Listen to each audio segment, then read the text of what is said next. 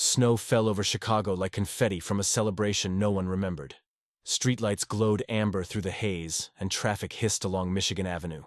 Somewhere between the noise and the silence, Aaliyah Brooks moved fast, breath visible, fingers numb, mind sharper than the cold.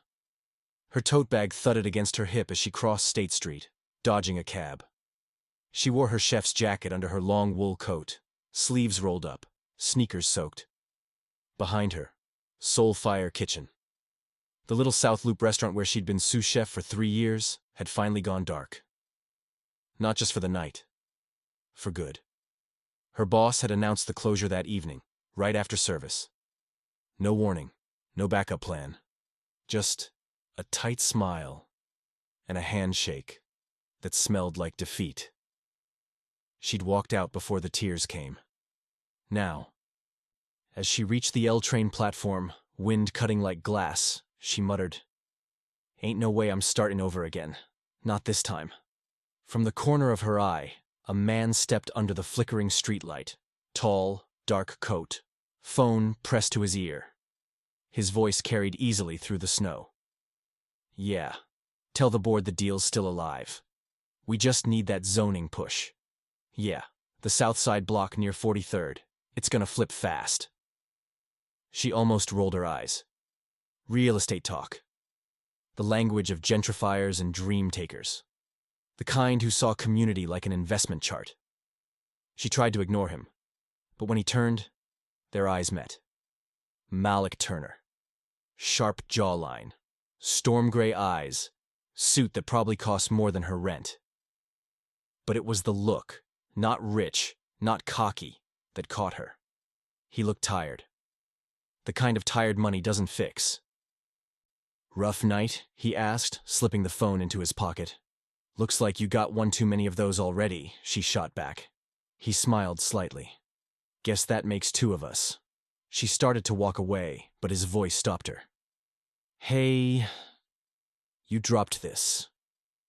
He held out a small notebook she hadn't noticed fall from her bag, her recipe journal. Grease-stained edges, her entire dream inside. "Thanks," she said, reaching for it.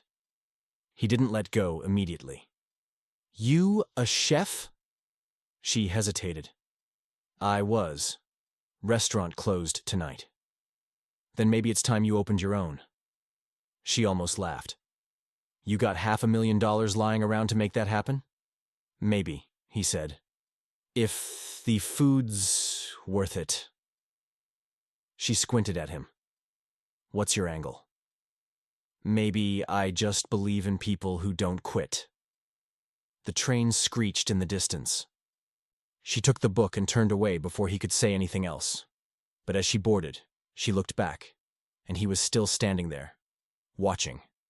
That was how it started.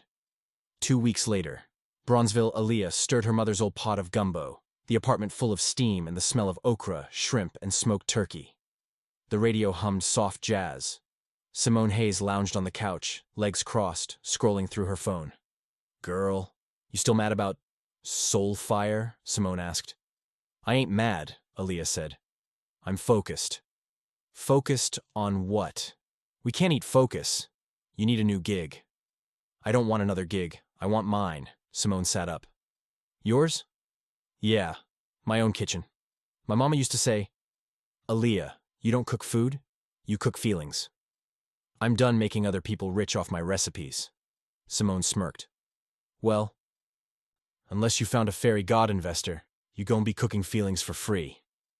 Aaliyah turned off the stove and stared at her reflection in the window, Chicago's skyline blinking in the distance. "Maybe that's about to change."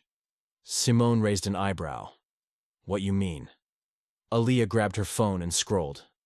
"Remember that guy I told you about on the train platform? The fine one with the rich man walk? That's him. He owns half of downtown, apparently." I looked him up. Malik Turner. Simone froze for a second. "Turner? As in Turner Development?" "Yeah. Why? You know him?" Simone looked away quickly. "Everybody in the city knows him." Aaliyah frowned. "That a good or bad thing?" Simone forced a smile. Depends on how close you plan to get. Malik stared out of his office window, the frozen lake glinting silver beyond the skyline. The city looked peaceful from this high up, a lie he'd grown comfortable believing. His assistant buzzed in. "Sir, the city council meeting's confirmed for next Thursday."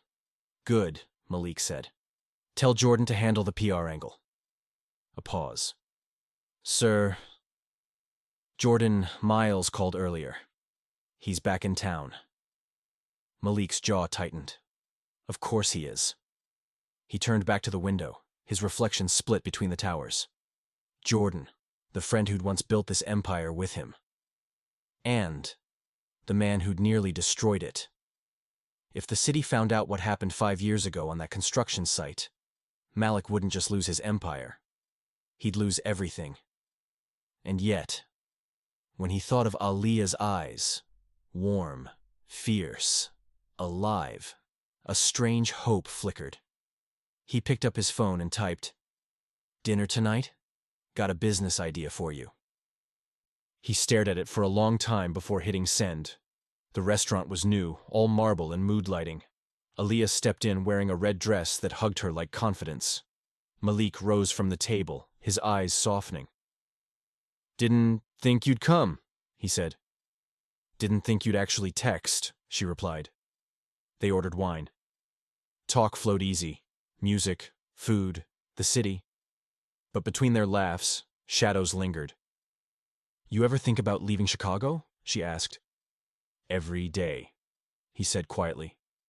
"But I always come back." "Why?" He smiled sadly. "Some places hold your ghosts better than others." She studied him. "You talk like a man running from something." He looked straight at her. "And you cook like a woman trying to remember who she is." Their eyes locked, neither breaking first. Then he said, "Look, I have a project on the south side. I want to build something real. A restaurant, community-centered, black-owned. You'd run it." She laughed. "That's the best pickup line I ever heard." "I'm serious." Her smile faltered. "Why me?" "Because you're not scared." He leaned in, lowering his voice. "Aliya, I don't make promises often. But I don't offer dreams I can't build." Her chest tightened. He was dangerous in the quietest way, not with charm, but belief. She exhaled slowly. "Then show me. If you're really about this life, prove it. Don't just buy buildings. Build trust." He nodded, eyes dark and steady. Challenge accepted. Later that night, Simone was waiting in the apartment, pacing. "You went out with him?" Aliya tossed her coat aside. "Relax. It was dinner. Business talk. Business with Malik Turner never stays business."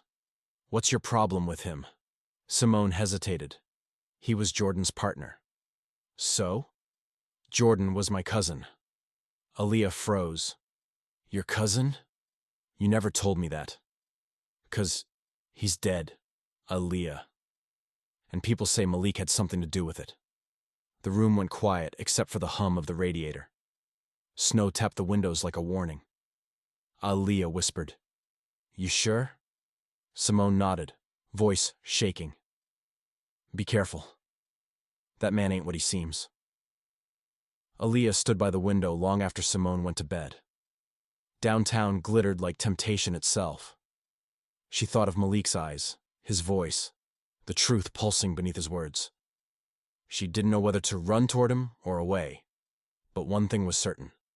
Whatever Malik Turner was hiding, she was already falling straight into it. Morning came like a promise that didn't keep. Chicago's skyline shimmered against the frozen lake, all glass and greed. In a penthouse overlooking the city, Malik Turner stood shirtless by the window, watching the sunrise cut through the smog.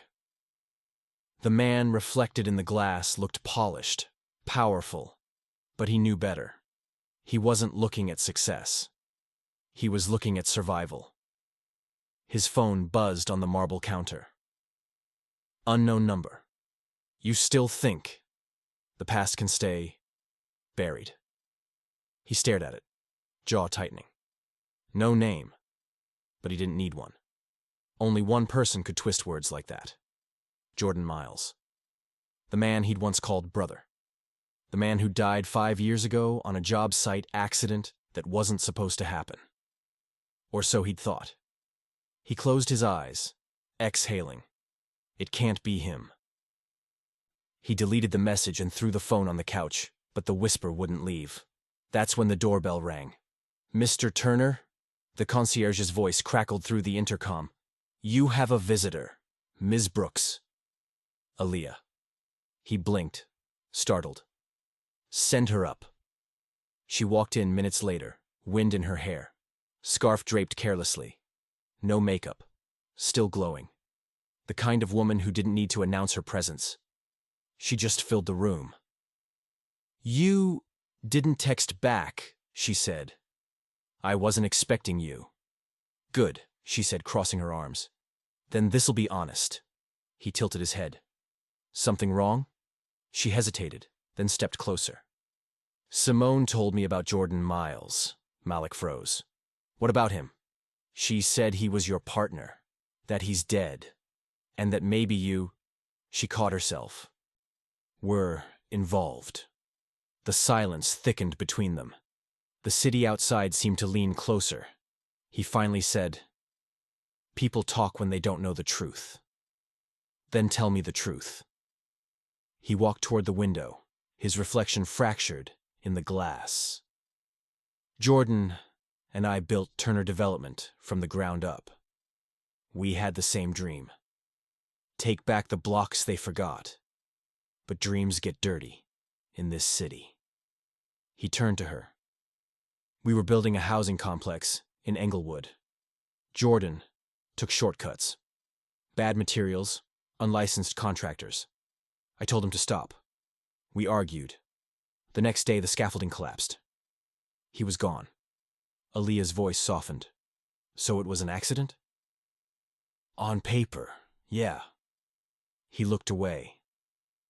"But sometimes, what's legal ain't the same as what's right." She studied him. The way his shoulders carried more than muscle. How his voice cracked when he said gone. "Why didn't you just tell people that?" she asked. He met her eyes. "Because the truth doesn't always fix things. Sometimes it just changes who gets blamed." He poured coffee into 2 mugs, slid one her way. "You still think I killed him?" "I think you're hiding something." He smiled faintly. "You wouldn't be wrong." "Then why should I trust you?" He leaned in, slow and deliberate. "You shouldn't. Not yet." She held his gaze. "That's the most honest thing you've said." He chuckled softly. "And yet, you're still here. Maybe I'm just stubborn." "Maybe," he murmured. "You're dangerous." Their fingers brushed when she reached for the mug. Static, sharp, and real. The moment lingered, neither of them pulling away. The air changed. The city outside faded. There was only heartbeat and breath. Then Aaliyah cleared her throat, stepping back. "This restaurant project, is it still real?" "Every inch of it," he said. "If you're still willing." She nodded slowly. "Then let's do it. But I want control of the menu, the design, the team. No PR games." He smiled. "Deal. And I want one more thing." "What's that?" "Transparency." He exhaled. "That's harder." "Then that's your first test." Aaliyah walked home that night, snow crunching under her boots. Her mind buzzed. Part fire, part fear. Simone was waiting on the porch, wrapped in her robe, arms crossed. "You went to see him, didn't you?" she said. "I had to know." "And?" "And I think he's telling the truth." Simone frowned. "Girl, you think—" "Malik Turner don't breathe without a plan." "Maybe, but he's not what I expected."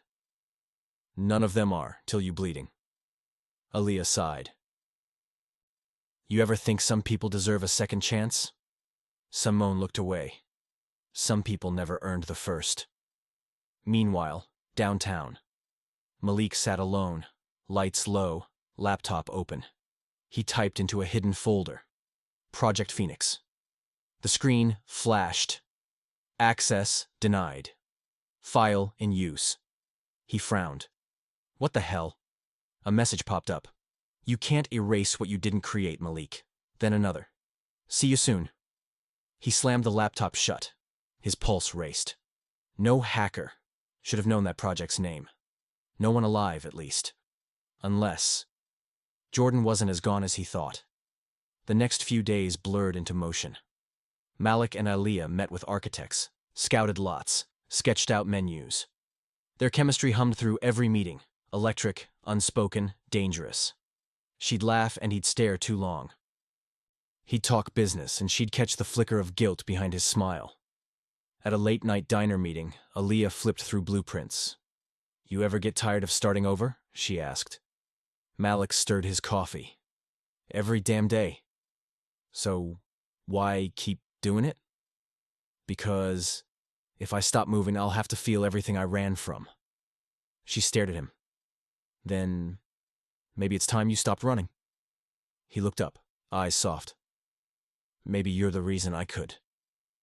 The waitress dropped the check between them, breaking the spell. But the words hung heavy, like a promise neither of them was ready to claim. That night, as Aliyah walked home, a black car slowed beside her. The tinted window rolled down halfway. A voice. Male. Low. Sharp. You think you know him? The man said. You don't. Walk away while you still can. Then the car sped off into the snow. Aliyah froze, breath shallow. Street empty. Lights flickering. Her heartbeat loud in her ears. She looked around once more, then hurried inside. Malik sat in the dark, glass of whiskey untouched. His phone buzzed again. Unknown number. Still think I'm dead. He dropped the glass. It shattered against the marble floor. For the first time in years, Malik Turner was afraid. Days later, he met Aliyah at the construction site. Empty lot, cranes idle, under gray skies. You okay? She asked. You look like you ain't slept in days. He forced a smile. Just business stress. You sure that's all? He didn't answer. Instead, he walked closer, close enough that she could smell the whiskey and the fear under his cologne. I want to tell you everything, he said softly, but I don't know how without losing you. She looked up at him. Snow landing in her hair. Then don't lose me. Just be real. Their eyes locked, honesty and hunger tangled. And in that moment, for the first time in a long time, Malik Turner wanted something more than power. He wanted peace. And her. If you're done hiding, then prove it. Not with words. With truth. He nodded, voice rough. You'll get your truth. Just be ready for it. As the wind howled through the empty lot, Aliyah couldn't shake the feeling that whatever truth he carried, it was about to destroy them both. The February wind hit harder than usual, the kind that made Chicago feel less like a city and more like a test. The construction lot off 43rd was quiet that morning. No workers, no engines, just the hum of distant traffic and the slow creak of steel skeletons standing against the cold. Aliyah stood alone in her hard hat and thick gloves, blueprint folder tucked under her arm. She'd been waiting for Malik for almost 20 minutes. He was never late, not once. Her phone buzzed. Malik, running behind. Someone from the city wants to meet about the zoning permit. You can handle the walkthrough? She sighed. Sure. She turned to leave, but a man's voice came from behind her. Careful, Ms. Brooks. These beams aren't as steady as they look. She spun around. A man stood at the edge of the lot, hands in his pockets, coat collar turned up. Tall, clean fade, a scar tracing down from his left ear to his jaw. His smile was easy, but his eyes carried something darker. Like he'd seen too much. You must be the chef everyone's talking about, he said, stepping forward. Aliyah Brooks, right? She nodded cautiously. And you are? Jordan. He extended a hand. Jordan Miles, consultant for Turner Development. Her blood ran cold. That name. The same one Simone had whispered like a curse. The same one Malik had sworn was gone. You said Jordan Miles? She stammered. He smiled faintly. Yeah. Surprised? She forced a breath. Malik told me you were... dead? He finished smoothly. Yeah, I get that a lot. Aaliyah's mind raced. So you are the Jordan? From the Inglewood Project? He nodded, watching her reaction closely. The very one. Guess you heard the version where I didn't walk away. I don't understand, she said. Malik said you... Malik says a lot of things, he interrupted. You ever notice how his stories always make him the hero? She swallowed. Then tell me yours. He smiled, but there was no warmth in it. Simple. He and I built this empire together, but he wanted control. I found out he was laundering investor money through shell lots. I confronted him. Next day, the scaffolding collapsed. Everyone thought I died. Convenient for him, right? Her heartbeat thundered. You're saying Malik tried to kill you? I'm saying Malik Turner doesn't lose gracefully. He stepped closer, lowering his voice. You're working with him now. Be careful, Aaliyah. He'll use your dreams until they serve his. Her lips trembled. And what's your plan? To make things right, he said. To take back what's mine. And maybe protect what's his from being destroyed in the process. Before she could respond, a black SUV pulled up. Malik stepped out, coat flapping, eyes dark as storm clouds. When he saw Jordan, he stopped dead. Jordan? Malik's voice was low, disbelieving. It can't be, Jordan smirked. Nice to see you too, partner. Malik took a step forward. You're supposed to be... Yeah, I know, Jordan said. Dead. You're welcome for staying quiet this long. Aaliyah's gaze darted between them. So this is real? Malik didn't answer. His jaw clenched, his pulse visible at his temple. What the hell do you want, Jordan? What's mine, Jordan said. You think you can build on the ashes of a lie? I'm here to remind you. Nothing stays buried in this city. Malik exhaled slowly. You're playing a dangerous game. Jordan smiled thinly. You taught me. The silence between them could have cracked glass. Aaliyah felt like she was standing between two storms, neither one safe. Whatever happened before, she said finally, I'm not part of it. I'm here to build a restaurant, not choose sides. Jordan's gaze softened just slightly. That's the problem, Ms. Brooks. With men like him, you don't get to choose. He turned and walked off, snow crunching under his boots, leaving the air heavy and electric. Malik slammed, his office door shut, pacing. The city spread out beneath him, glittering, indifferent, endless. His assistant poked her head in. Sir, the press wants a statement about Mr. Miles being alive, Malik finished. Yeah, I know. Tell them nothing. He collapsed into his chair, fingers pressed against his temples. Jordan's face haunted him. Not like a ghost, but a wound reopened. The one man who knew everything. The one secret he couldn't bury. He pulled open the bottom drawer, took out a flash drive marked Eclipse. The last remnant of their old partnership. And the proof that Jordan wasn't innocent either. But if Aaliyah found out what was on it, she'd never forgive him. Aaliyah sat on the edge of her bed, phone in her hand. She'd tried calling Malik twice. No answer. Her head was a storm. Jordan's words wouldn't leave her. You ever notice how his stories always make him the hero? Simone came in, holding 2 mugs of tea. You look like you've seen a ghost. Aaliyah whispered.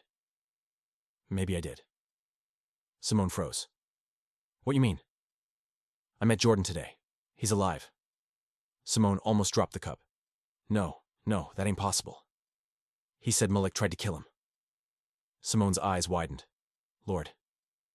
I don't know who to believe anymore, Aaliyah said, voice breaking. I feel like I'm falling into something I can't get out of. Simone sat beside her, placing a hand on hers. Then stop falling. Step back before you lose yourself. But Aaliyah shook her head. It's too late for that. Later that night, Aaliyah's phone pinged. Malik, meet me at my place. Now, please. She hesitated, then grabbed her coat.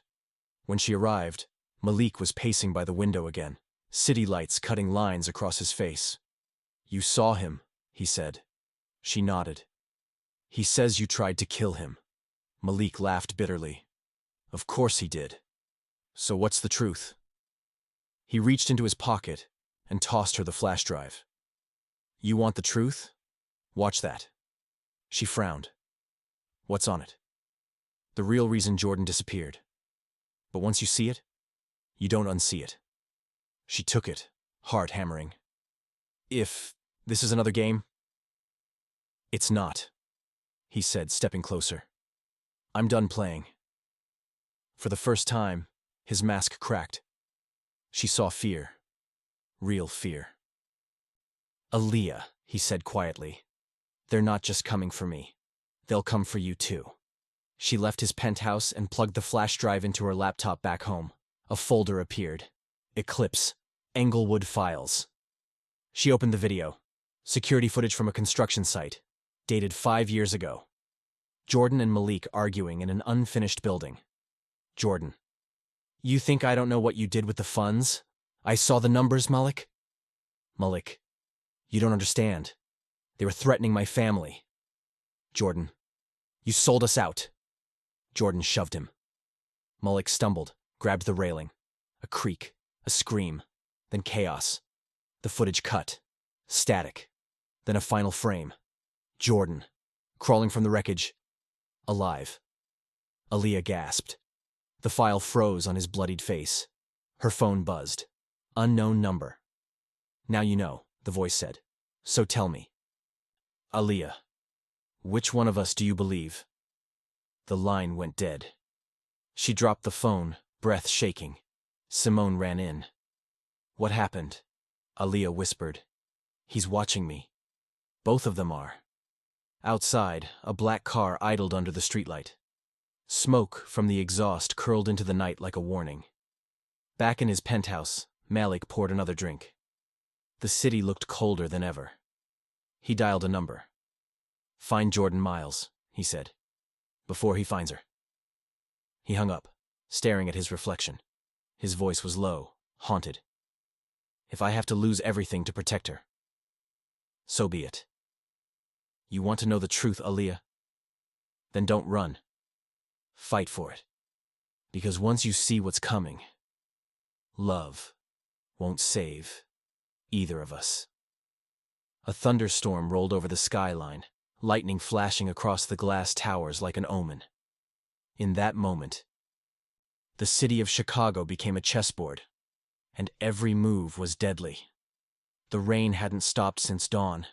It turned the Chicago streets into mirrors, city lights smeared in puddles.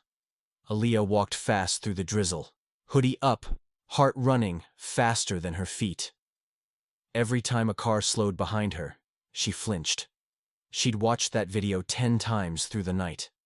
Malik and Jordan, friends, brothers, rivals. The flash drive had shown both their sins, and now she couldn't unsee either one. By the time she reached Soulfire Reborn, the empty lot that would one day be her restaurant, the clouds hung so low they felt touchable. A figure waited under the half-built awning. Malik. He looked different in the daylight. Less polished, more human. The rain had flattened his curls and darkened his coat. He didn't speak at first, just watched her. Eyes tired, searching. You saw it, he said finally. I did. And?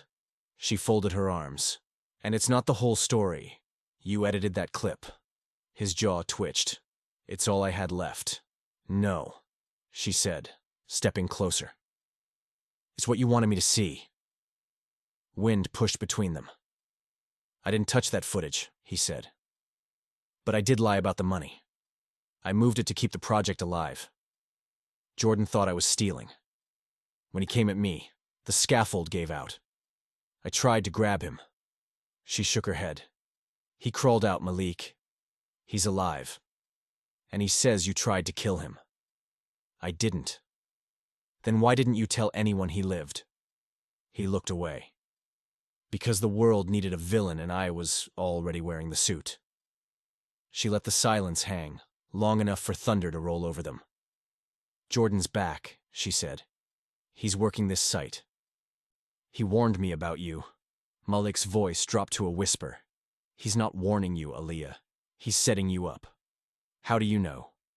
Because that's what I would do if I wanted revenge. They took shelter inside the half-finished structure. Rain drummed the metal roof. Tools lay scattered on damp plywood. Look, Malik said, rubbing a hand over his face. He's not the man you remember from those files. He disappeared for 5 years. You think he spent them healing? He spent them planning. Aaliyah stared at the muddy floor. Planning for what? To make me lose everything, including you. She met his eyes. You act like you already own me. I don't, he said softly. That's why it scares me that he might. The way he said it, honest, broken, hit her somewhere deep. She turned away, pretending to study the blueprint taped to a beam. You always talk like the city's a chessboard, she said. What if we're just pawns in someone else's game? He smiled without joy. Then maybe it's time we stop playing fair. That afternoon, Aaliyah met Jordan in a crowded cafe on 55th. He looked the same as before, except calmer, like a man who already knew how the story would end. You shouldn't be meeting me, he said. I'm not scared of him. Jordan sipped his coffee. You should be. She slid the flash drive across the table. I saw the footage. You both lied. His expression didn't flicker. And yet, here you are, asking me which liar to trust. What do you really want, Jordan? He leaned forward. To burn what Malik built and build something honest from the ashes. With you. Why me? Because he believes in you, Jordan said. That makes you leverage. She felt the chill of those words in her bones. So I'm bait, he shrugged. Call it destiny. She stood up. Call it what it is. Cowardice. He caught her wrist, gentle but firm. Be careful, Aaliyah. The man you're defending isn't the hero in this story. She pulled free. Neither are you. Outside, sirens wailed somewhere downtown. The sound followed her all the way home. That night, Malik's office windows glowed against the skyline. Aaliyah stormed in, without knocking. Jordan approached me. He looked up sharply. Where? A cafe. He wants to use me to get to you. Of course he does, Malik muttered. You're the only person left who still thinks either of us can be saved. I don't, she said. But I think Chicago deserves the truth. He walked around the desk, close enough that she could feel the heat of him. You expose me, you destroy everything. The jobs, the investors, your restaurant. Maybe destruction's the only honest thing left. Their eyes locked, both breathing hard. You really think truth is free? He asked. It costs everything. Your name, your peace, your sleep. I've already lost sleep. His hand brushed her cheek, a touch halfway between comfort and confession. Then stop fighting me. She hesitated. Tell me why I should. Because I need you, he said simply. For a long heartbeat, she said nothing. Then she stepped back, tears bright in her eyes. Need isn't the same as love, Malik. He swallowed. No, but it's where love starts when you're out of choices. The next morning, city inspectors arrived unannounced at the construction site. Rumors flew. Permits suspended. Accounts frozen. Someone had filed anonymous complaints with attached footage of Malik bribing officials. By noon, every news channel was running the headline, Turner development under investigation. Aaliyah watched from her kitchen table, heart twisting. She hadn't leaked anything. She didn't have to ask who did. Jordan had struck first. Her phone rang. Malik's voice was hoarse. They froze everything. You'll be dragged into this unless you walk away. I'm not leaving, she said. You don't understand. They're coming for you too. Then we fight. He was silent for a long moment. You sure you know what that means? Yes. Then meet me tonight. 12 sharp. The old Turner warehouse on 47th. The line clicked dead. The warehouse smelled of rain and dust. Only one light burned above the loading dock. Aaliyah stepped inside, heart hammering. Malik was there, leaning against a crate, phone in hand. You came. Tell me how to fix this. He looked at her, voice low. You can't fix what was never broken. You can only expose it. What's that mean? It means, he said, opening his palm. I have one last file. The proof that clears me and shows who Jordan really works for. Before he could continue, a shadow moved behind the crates. Jordan stepped out, gun drawn. Always the dramatist, Malik said quietly. Always the liar, Jordan replied. Hand it over. Aaliyah froze. Jordan, don't. Stay out of this, he snapped. He ruined everything. Look around you, Malik said. You're about to do the same. Lightning flashed through the skylight, washing them all in white. Aaliyah took a step forward. There has to be another way. Jordan's eyes softened when they met hers. Maybe for you. He pulled the trigger, and the lights went out. When the power returned seconds later, Jordan was gone. The gun lay on the floor, safety still on. Malik's arm bled from a shallow graze. You okay? Aaliyah whispered. He nodded. He wanted me scared, not dead. Not yet. She pressed a cloth against his arm. You need a hospital. I need you to believe me. I don't know if I can. Then stay until you do. Outside, the sirens came closer, echoing against the wet pavement. Aaliyah looked at him, at the man who might have lied, might have loved, maybe both. Malik, she said softly, whatever this costs, it's ours now. He managed a faint smile. Then we pay it together. The sun rose over Chicago in muted gold, light bleeding through fog and glass. The skyline looked bruised, as if the whole city had taken a punch it hadn't seen coming. News trucks clustered outside the Turner Development headquarters. Cameras rolled. Headlines screamed, corruption in Turner Enterprises. Missing partner returns. Malik. Turner's face was on every screen. Once the face of progress, now framed by suspicion. Inside his penthouse, Aaliyah stood by the window, wrapped in one of his shirts, watching the chaos below. She hadn't slept. Neither had he. Malik sat at the kitchen island, tie loosened, staring at a stack of legal papers. They froze everything, he murmured. Investors, accounts. My board just voted to suspend me. She turned. You expected this. I expected worse. The way he said it, flat, resigned, sent a chill through her. So, what now? He looked up, eyes dark. Now we find out who Jordan's working for. And if it's nobody, then he's 10 times more dangerous. Later that morning, Aaliyah met Detective Reeves in a quiet diner on the south side. Reeves was mid-40s, smooth-skinned and sharp-eyed, the kind of cop who missed nothing. You got yourself in deep, Miss Lewis, Reeves said. You know that? I didn't leak anything, Aaliyah replied. Maybe not, but you're standing between two men who'd each kill to control the story.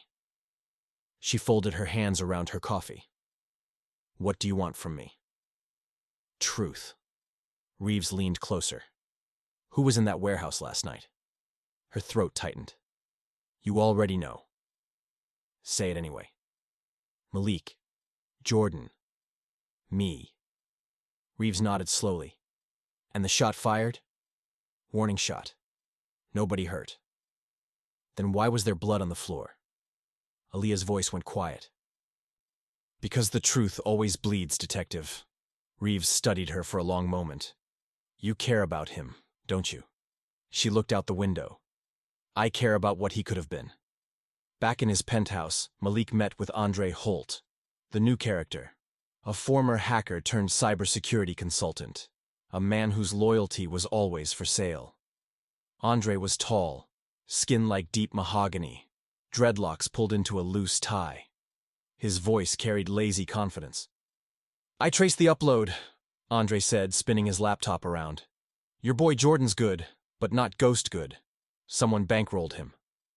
Who? Andre clicked a key. The screen filled with names and shell corporations.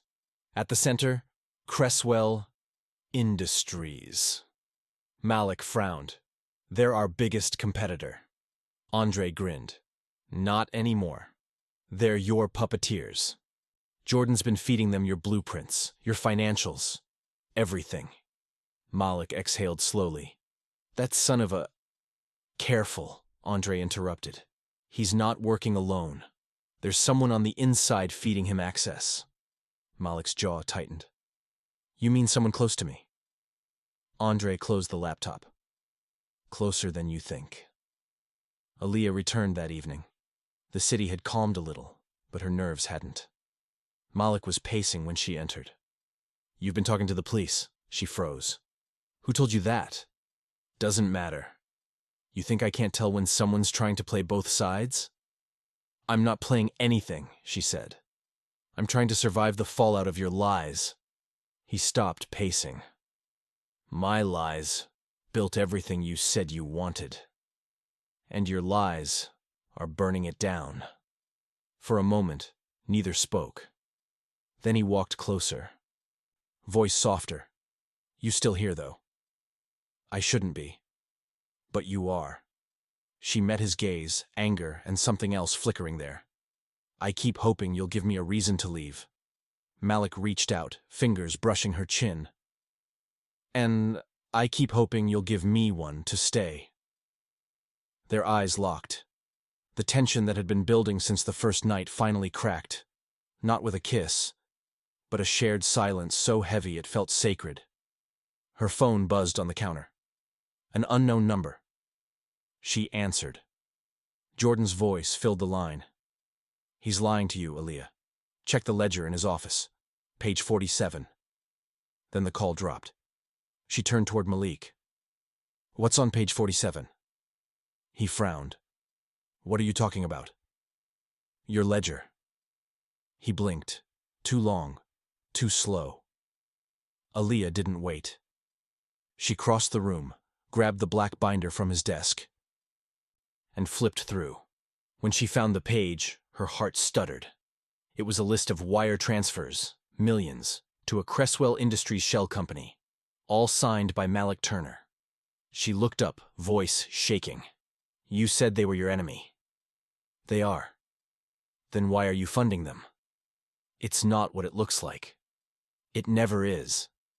She backed away. You lied to me again. Malik reached for her wrist. Aaliyah, listen. Don't touch me. I was blackmailed, he said. Years ago. Cresswell threatened to expose what really happened the night Jordan fell. They've been pulling my strings ever since. And you never told me. I couldn't. You wouldn't. Her voice cracked on the last word.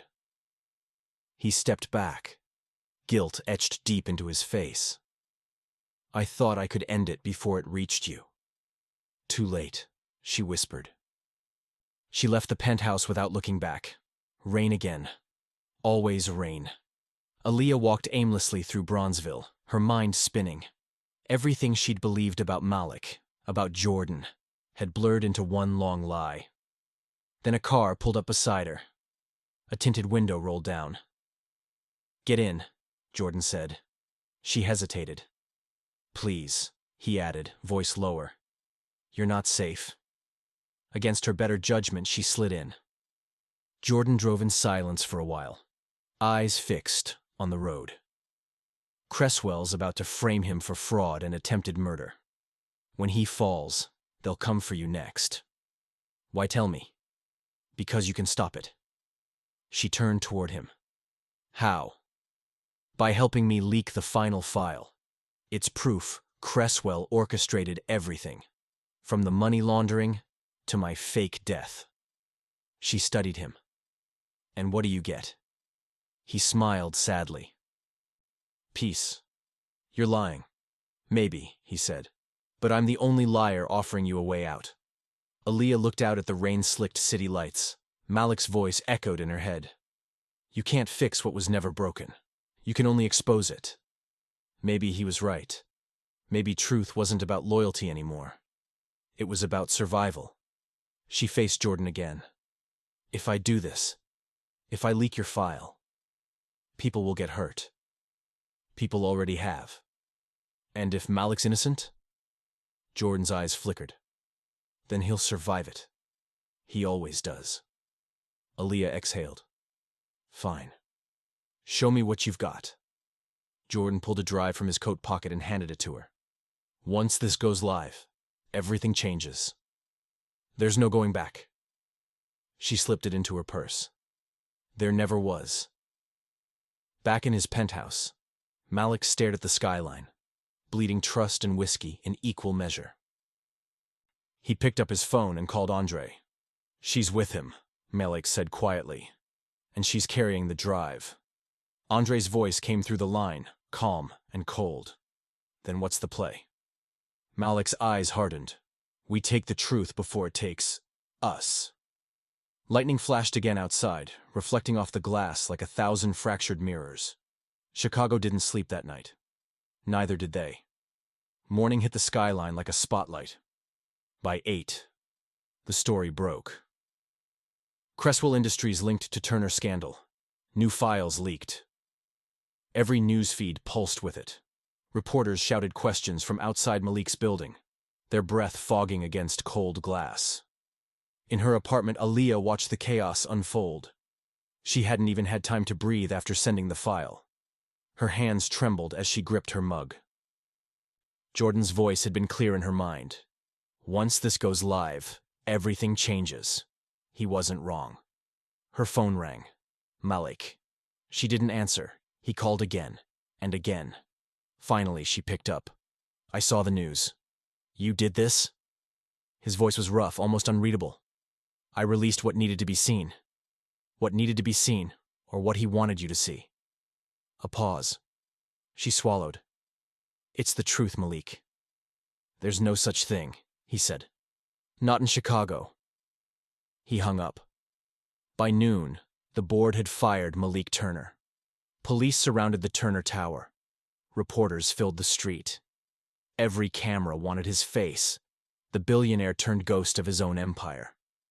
Inside, Malik stood by the tall window, a single figure against a city that used to bow for him. Andre worked at the table, screens flashing with feeds and stolen files.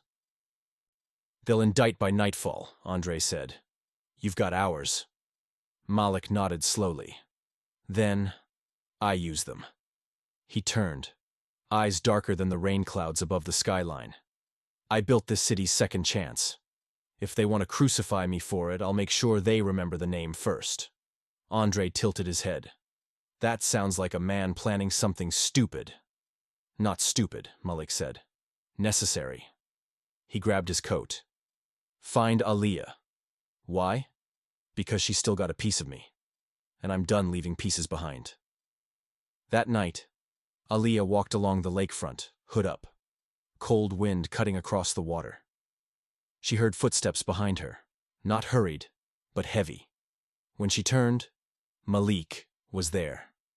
No suit this time. No boardroom armor. Just a man with guilt in his eyes and rain on his shoulders. You shouldn't be here, she said. I needed to see you. She stayed silent. He stepped closer. You think I don't understand what you did. You wanted the truth out. You thought it would free you. And it didn't? It never does, he said. It just makes new cages. Her eyes softened. Then, tell me, what don't I know? He took a slow breath. Jordan didn't fake his death alone. He had help, from Cresswell. But they didn't just use him to destroy me. They used me to build what they wanted. What do they want? To own this city, piece by piece. My projects, his name, your vision. They were never after money. They wanted control. Aaliyah shook her head. You're still talking like a businessman. People got hurt. I know, Malik said quietly. That's why I'm ending it.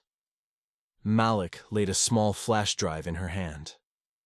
Everything Cresswell buried, their bribes, the deaths they covered up. It's all here. She stared at it. Why give it to me? Because they'll come for me next. But you, they'll underestimate you. You think I'll run? I think you'll fight smarter than I ever did. She closed her hand around the drive. What happens to you? He smiled faintly. The lion doesn't beg when the hunters arrive. Malik, listen to me, he cut in. When they take me in, don't defend me. Not publicly. Let them believe I'm finished. And then what? Then you burn Cresswell to the ground. He turned away before she could answer. Wait, she called. He looked back once. You wanted a reason to stay? This is it. That was the midpoint call to action. His voice in her blood. The one promise she couldn't unhear. 2 hours later, police lights flashed blue against the tower glass. Malik walked out alone. Hands raised. Reporters screamed questions, microphones thrust toward him. Mr. Turner, did you know about the fraud? Was Jordan Bell working with you? Are you guilty? Malik stopped at the bottom of the steps.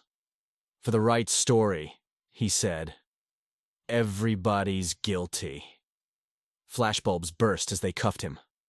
Up above, from a rooftop across the street, Jordan watched. He smiled, slow, satisfied. Then he turned and walked away. Aaliyah stayed off the grid for 3 days.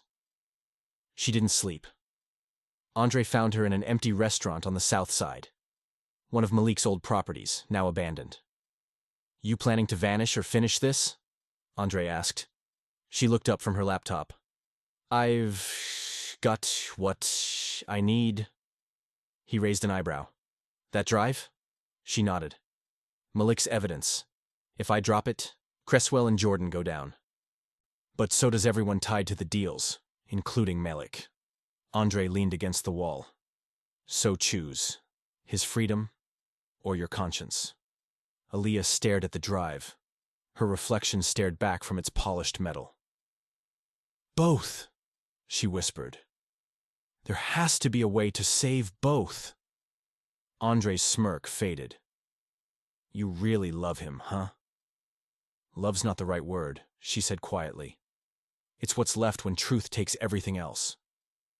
That night, she arranged a meeting, Jordan at the empty marina just before dawn. He came dressed like the man he used to be. Sharp coat, easy smile, eyes too calm. You got the drive?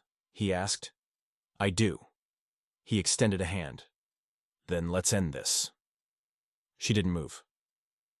Tell me something first. Did you ever mean it? The friendship. The brotherhood. He hesitated. Once. Before he left me to die, and before you used me, he sighed. You were just in the way, Aaliyah. Don't make this personal. She smiled sadly. Too late. She pulled another drive from her pocket. This one's for the cops. I copied everything. Jordan's face froze. What? You built your revenge on lies. I'm ending it with truth. He reached for his gun, but sirens wailed, closing in. Andre stepped from the shadows beside her, badge flashing. Game over! Jordan's eyes darted between them, rage twisting his face.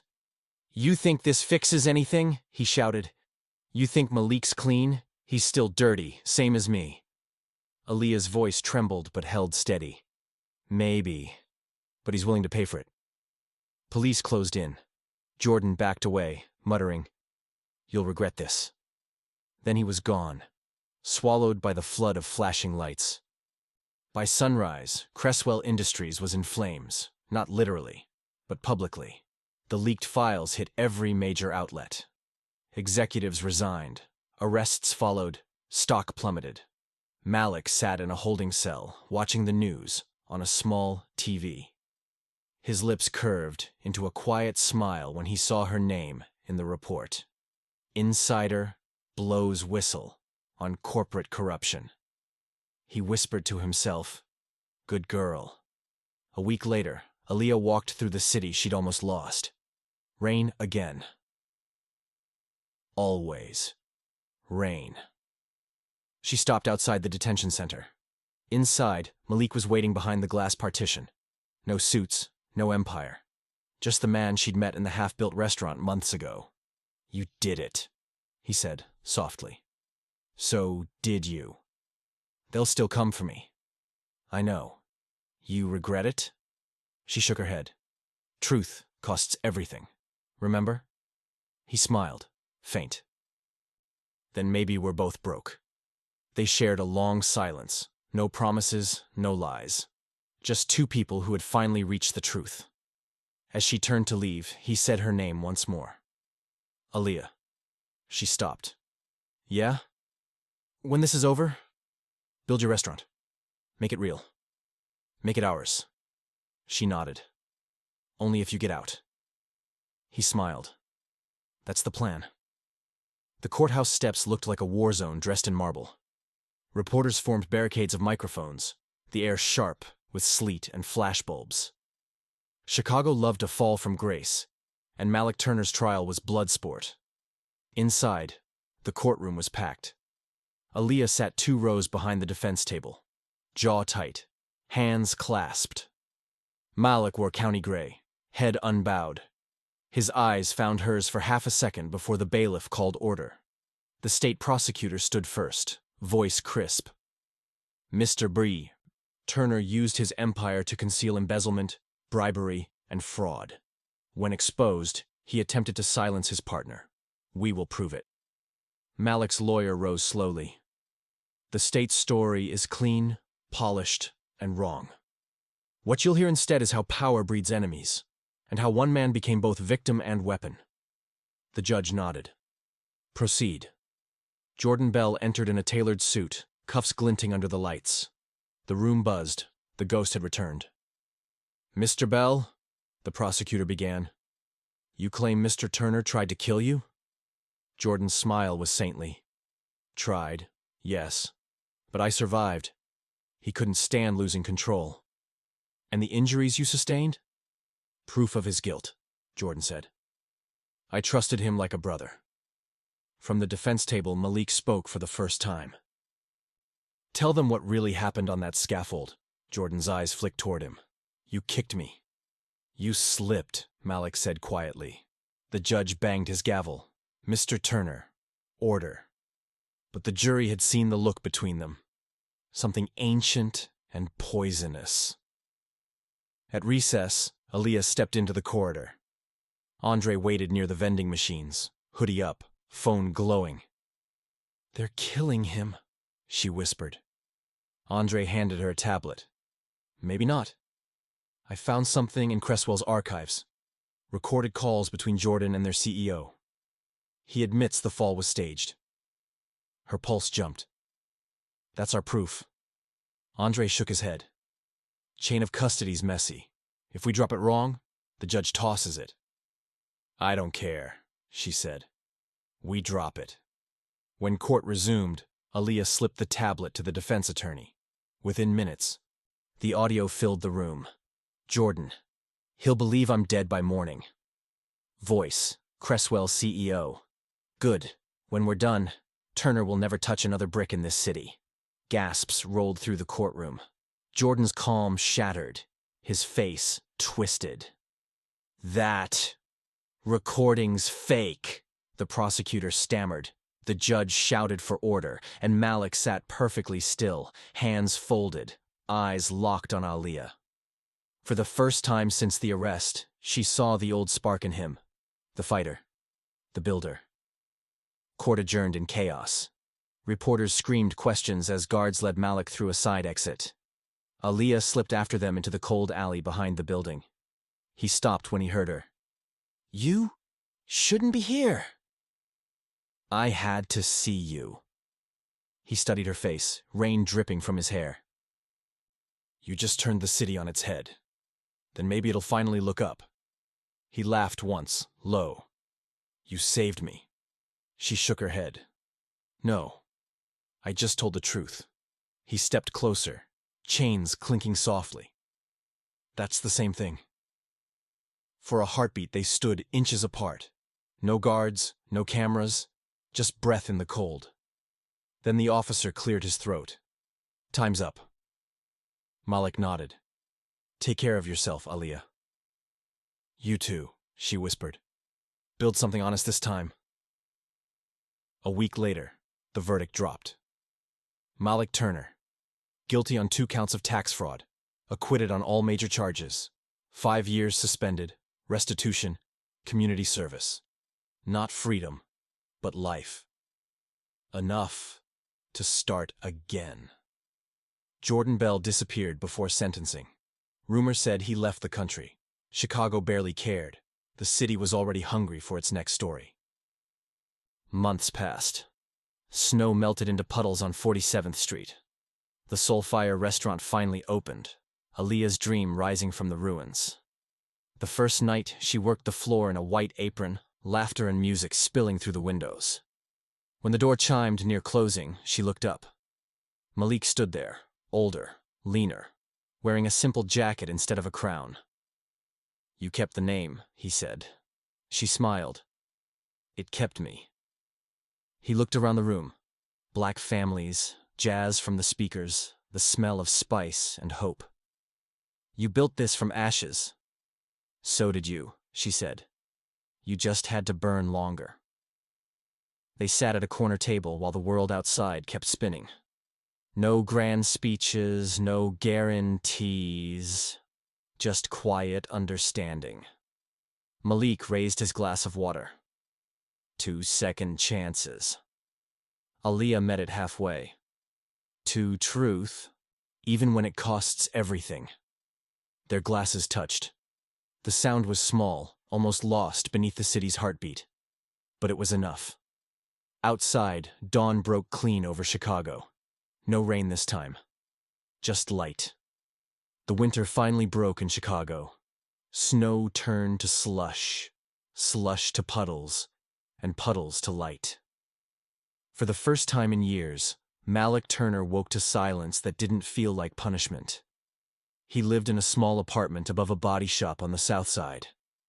The kind of place where engines hummed all night and the trains whispered through sleep. It was a far cry from the marble penthouse he once ruled. But it was real. And it was his. He spent his mornings at the city's youth center, teaching young men how to build foundations, literal and otherwise. Concrete, steel, patience.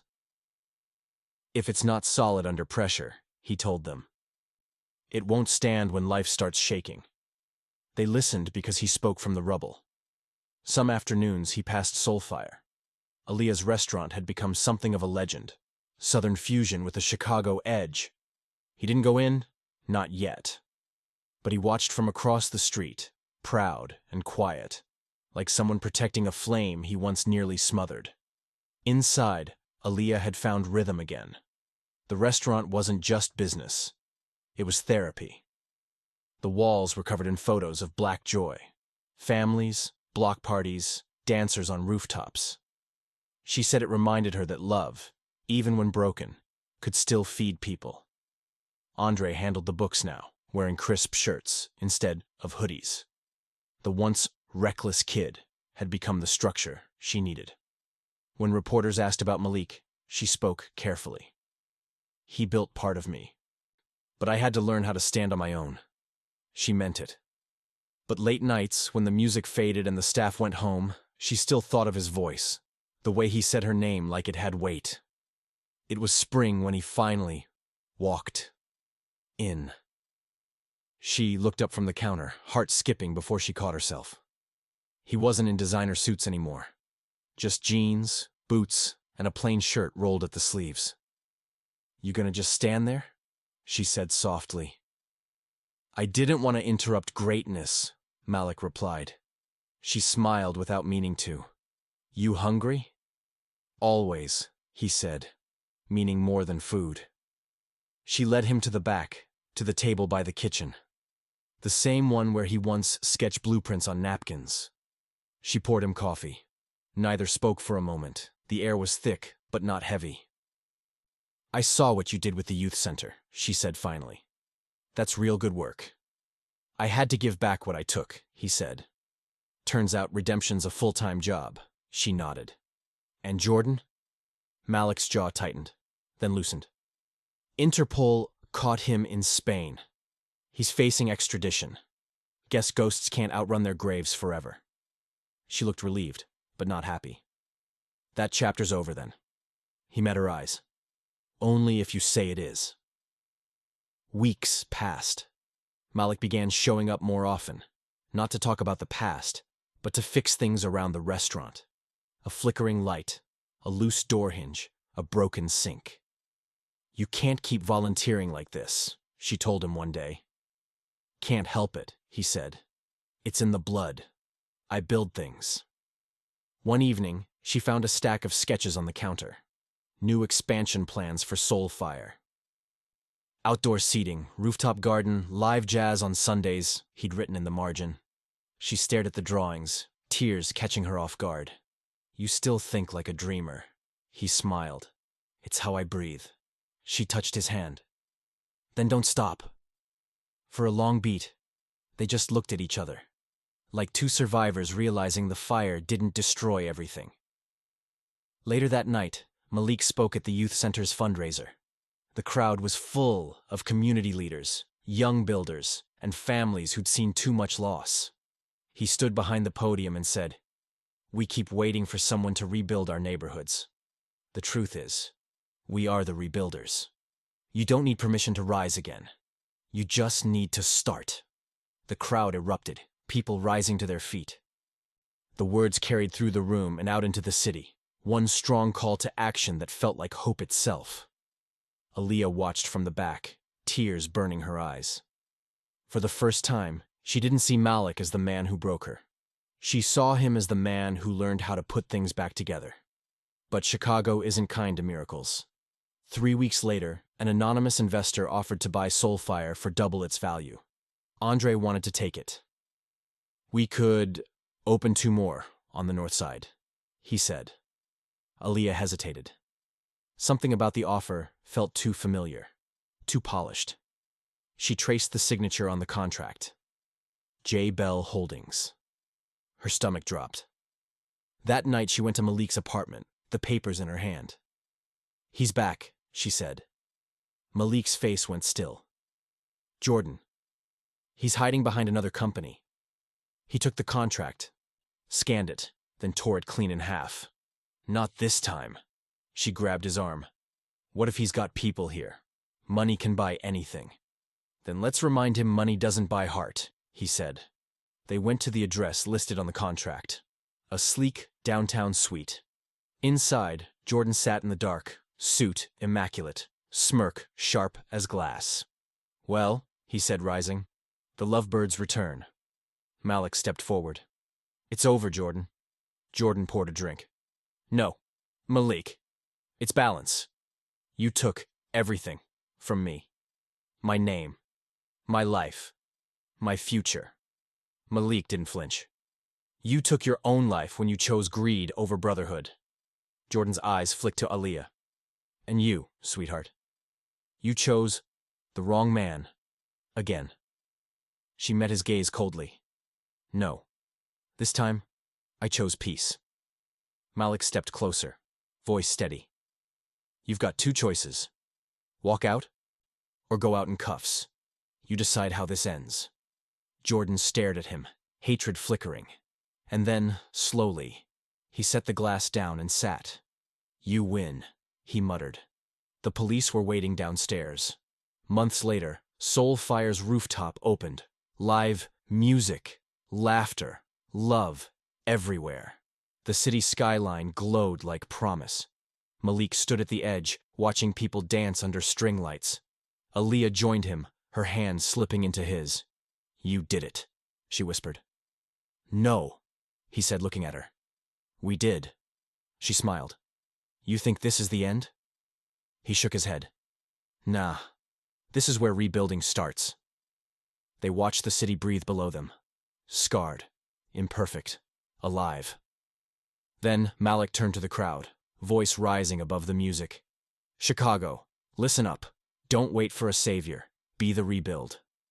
The final, thunderous call to action. The crowd roared back. Aaliyah kissed him.